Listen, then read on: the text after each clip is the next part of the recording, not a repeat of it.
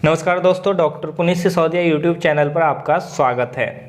जानते हैं कुछ ऐसे तरीकों के बारे में जिनके उपयोग से आप अपनी धान की फसल के उत्पादन में अच्छा खासा इजाफा कर सकते हैं। इन विधियों के प्रयोग से धान में अधिक कल्ले निकलते हैं, जिसका सीधा असर धान के उत्पादन पर पड़ता है। तो चलिए समझते हैं धान की रोपाई से लेकर धान की कटाई तक कौन कौन सी सावधानियों और विधियों को अपनाएं जिससे धान में लागत कम और उपज अधिक मिले। विधि नंबर 1, जब आप गेहूं की कटाई कर लेते हैं उसके बाद हमें खेत में हरी खाद की बुवाई कर देनी चाहिए, क्योंकि हमें गेहूं की कटाई के बाद धान की बुवाई तक जो हमारे खेत होते हैं वह 1 से 1.5 महीने तक खाली रहते हैं। इसी बीच हम हरी खाद की फसल उसमें ले सकते हैं। हरी खाद के रूप में आप लोबिया, मूंग, उड़द, ग्वार, बरसिम या ढैंचा में से किसी एक की बुवाई कर सकते हैं। बुवाई के बाद हरी खाद जब 35 से 45 दिन की हो जाए तो उसे खेत में हैरो या रोटावेटर की सहायता से अच्छे से मिला दें। फिर उसके बाद आप खेत को धान की रोपाई के लिए तैयार कर सकते हैं।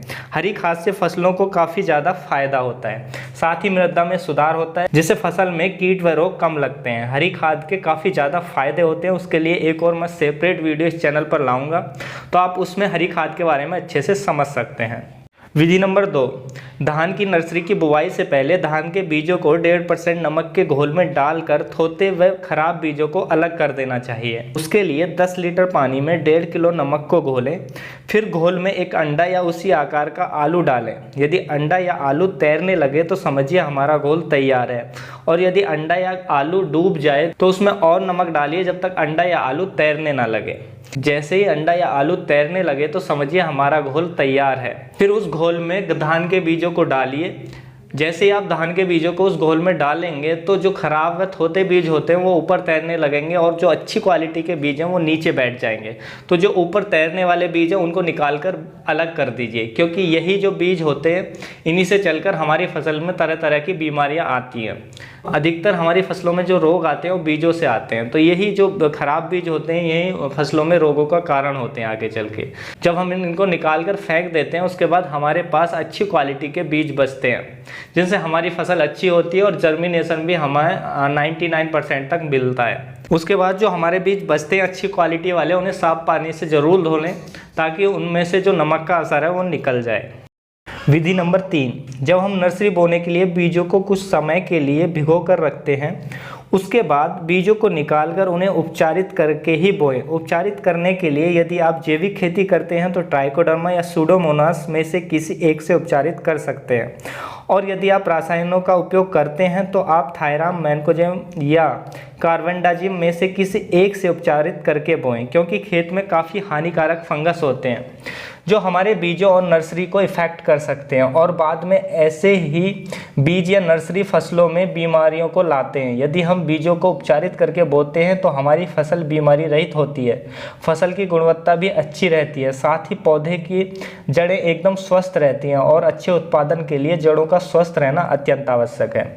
यदि संभव हो तो नर्सरी को भी रोपाई से पहले उपचारित कर लें। विधि नंबर 4, हमेशा ध्यान रखें कि जिस नर्सरी की आप रोपाई करने वाले हैं वह 20-25 दिनों की होनी चाहिए या अधिक से अधिक 30 दिनों पुरानी हो सकती है।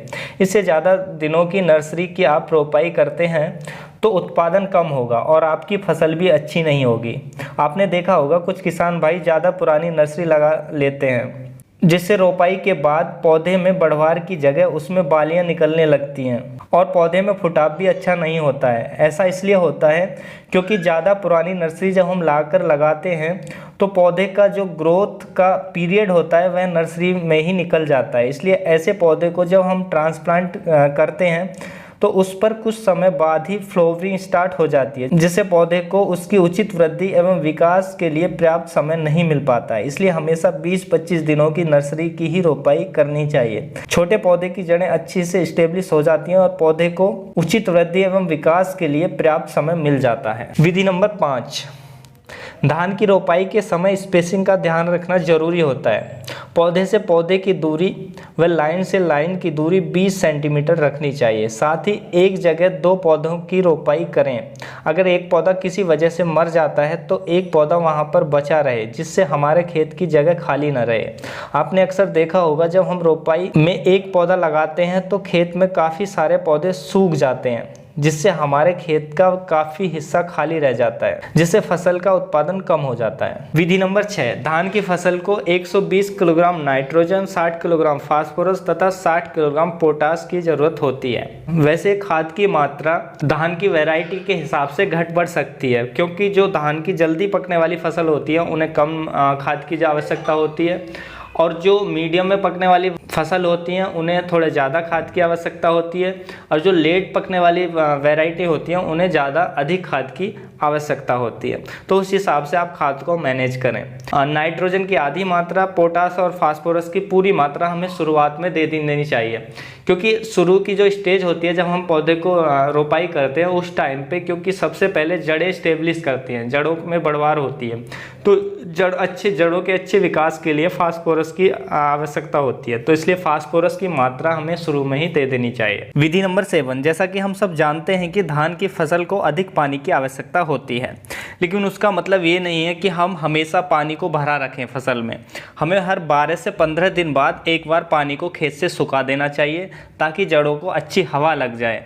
क्योंकि जब हम पानी लगातार भरे रखते हैं तो उससे क्या होता है, हमारी फसल में रोग आने की ज़्यादा संभावना रहती है और कीट भी ज़्यादा आते हैं। साथ ही साथ जो पौधे होते हैं उनकी जो जड़ होती है उनको प्रॉपर एरेशन ना मिलने के कारण जो पौधे का विकास होना चाहिए वो भी अच्छे से नहीं हो पाता है। इसलिए 12 से 15 दिन में एक बार पानी को सुखा देना चाहिए। पानी को सुखाने से मेरा मतलब है कि केवल खेत से पानी सूखे, लेकिन उसमें नमी बरकरार रहनी चाहिए खेत में ऐसा ना हो कि उसमें दरारें पड़ जाएं। खेत की जो मिट्टी है वो बिल्कुल नम होनी चाहिए, गीली रहनी चाहिए, लेकिन केवल खेत में पानी नहीं होना चाहिए। उसके बाद आप अगले दिन पानी दे दें। ध्यान रहे कि उसमें दरारें ना पड़े, केवल हमें पानी को सुखा के खेत में नमी को मेंटेन रखना है और केवल एक दिन की एरेशन उसमें हवा लगा देना है।